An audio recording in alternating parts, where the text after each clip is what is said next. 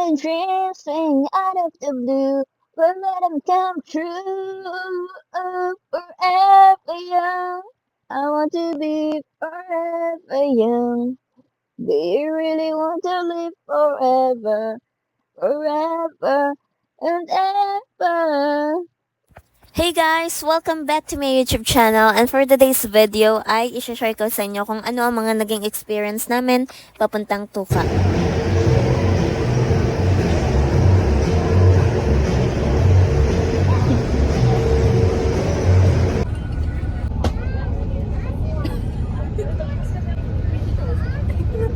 Say hi to my vlog! Say hi to my vlog! Busy isa. If you're looking for a beautiful summer destination, let's dive into the tropical paradise of Sarangani Province. So, papunta kami ngayon sa Tuka Beach Resort. For reservation and inquiry, message nyo lang ang Facebook page nila, pati itong email at number na nasa screen. So guys, ngayon nandito na kami sa Kiamba, and ito yung tourism office nila, kung saan kayo magbabayad ng environmental fee at iba pang mga fees na kailangan bayaran doon.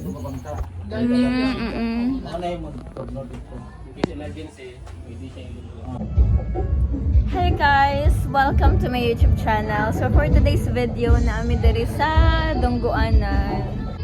So bad now when I know it was my day. I could have just narrowed you down. Why am I the only one standing stranded on the same ground?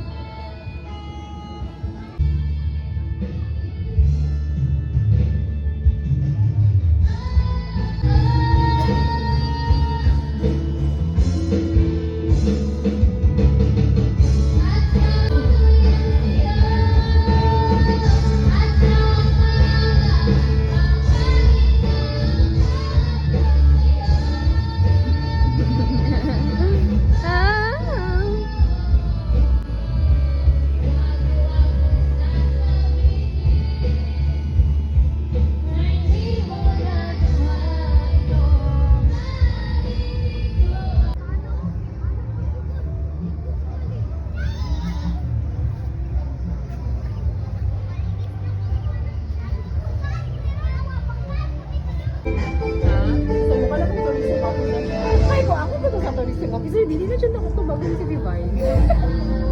Ha? Kung ako ba itong tourism officer, hindi na pa-stress mo. Moment na pagdating ng panahon, hari akong memorable. So guys, hindi na talaga kami natuloy due to safety concerns. Kaya naman, sabi nila balik na lang daw kami bukas ng umaga.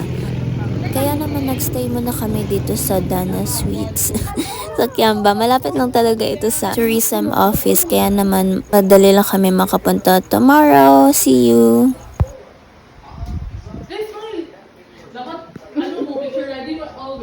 Kaya naman guys, sudden cancellation of trips should be expected as they are being regulated by the Coast Guard for safety reasons. Kaya naman ito ang nangyari din sa amin ngayon. Kasi high tide, tapos may boat naman na papunta doon yung last trip na, pero hindi pa rin kami pinayagan ng Coast Guard. Kaya ngayon nandito kami sa Dana. Dito na kami mag-spend ng night. Since walang tindahan doon sa Tuka, kaya naman marami kaming dinalang pagkain. So, yun na din yung kakainin namin ngayon, yung ibang food.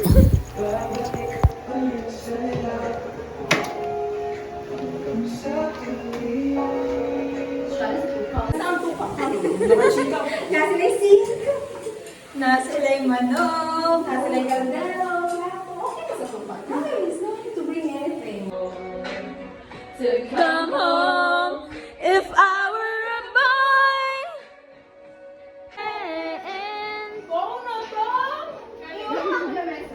And love a girl. I swear. Burger. No, wala to burger. Perfect, you could just go. Hi guys. Thank you so guys. Welcome to your vlog. Hi vlog. Kuya mo sa Tuka, uy. May signal po sa 2. Tugok diri niya. Ulit. 1, 2, 1, 2, 3, go.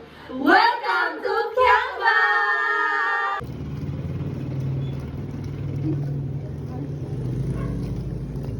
Hi.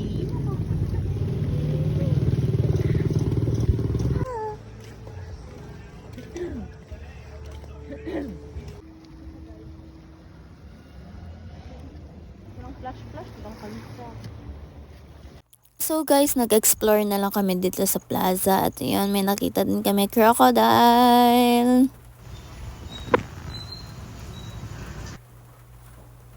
Tapos yun, maraming fish. Tapos, pagkatapos nito, babalik na lang din kami sa room para matulog na lang. Para maaga kaming makagising bukas. And then, magluluto na lang ata ng rice para diretso na doon. Living Alone Diaries. What? Living Alone Diaries. I think the apples trodden right to the core from all the things been done from all the apples coming before. I split the apple down symmetrical lines and what I find is scary just So guys, good night na. Early na kami tomorrow kaya para mauna na kami doon. And sana low tide kaya para maano kami makadiretso.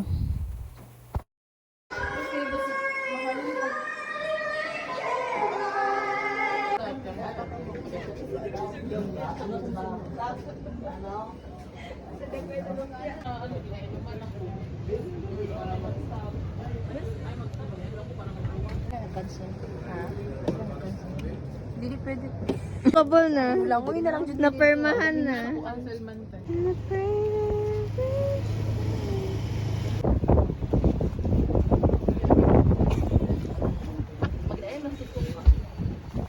So guys, sa wakas, pwede na tayo. See you too, ka.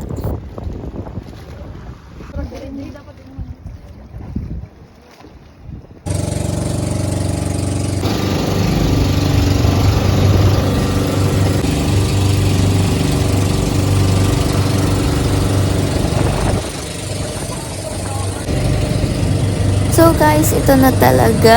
Excited na kami. 20 to 30 minutes at ang time for the boat riding. Pero malakas pa rin yung current ng tubig. Pero go lang tayo. See you too, ka!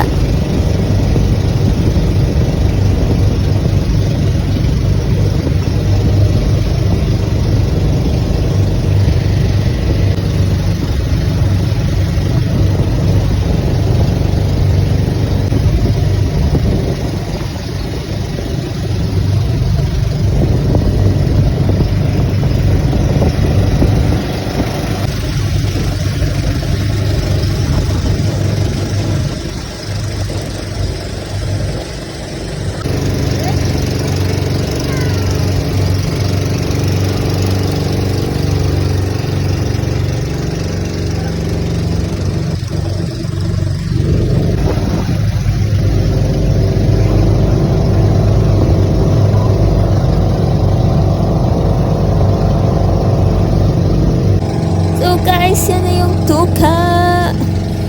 Yung nakikita nyo ngayon. Kasi meron daw tuka 1, 2, 3, 4. Pero isa lang yung open for the public viewing and stay. So, ito na yun guys. Bababa na kami.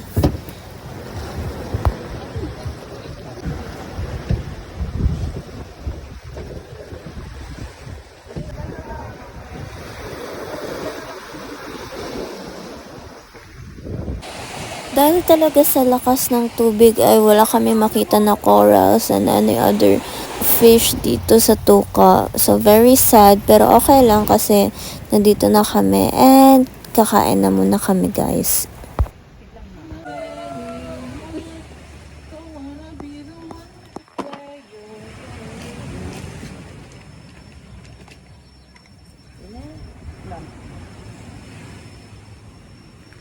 Buti na talaga guys, after namin kumain, na-enjoy namin yung view, nag-picture kami, nag-videos and all. Kaso lang, hindi talaga maka-snorkeling dito.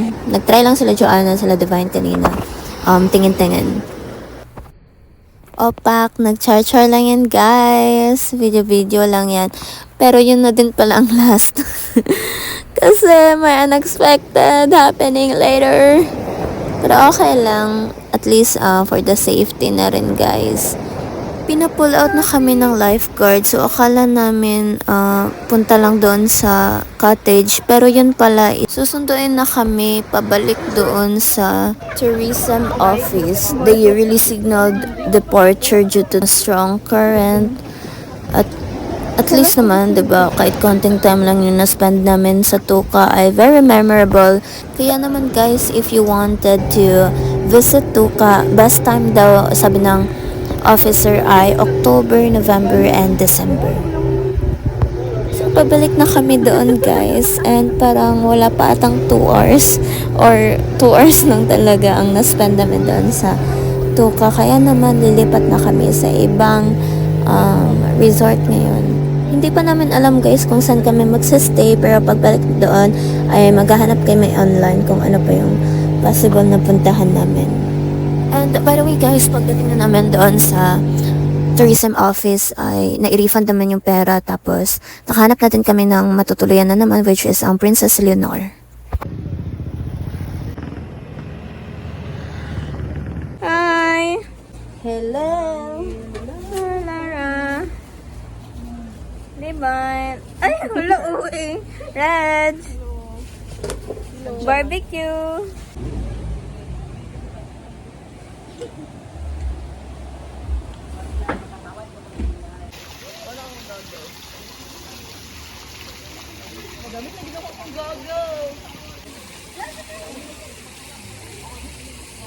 Girl, picture sa ka diri oh. Na diri.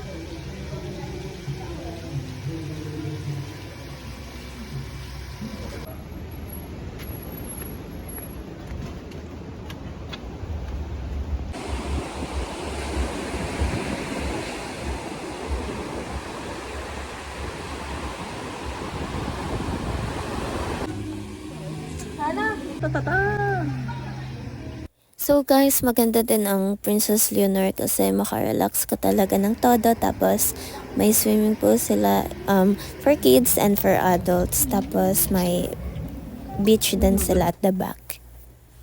And overall, we are happy and thankful din sa naging experience namin. And we learned really a lot para sa next trip na naman.